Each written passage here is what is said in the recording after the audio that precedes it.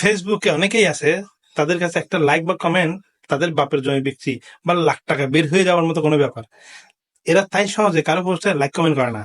ঠিক এই কারণেই তাদের অজান্তেই তাদের নিজস্ব রিচ এঙ্গেজমেন্ট আস্তে আস্তে ডাউন হয়ে যায়।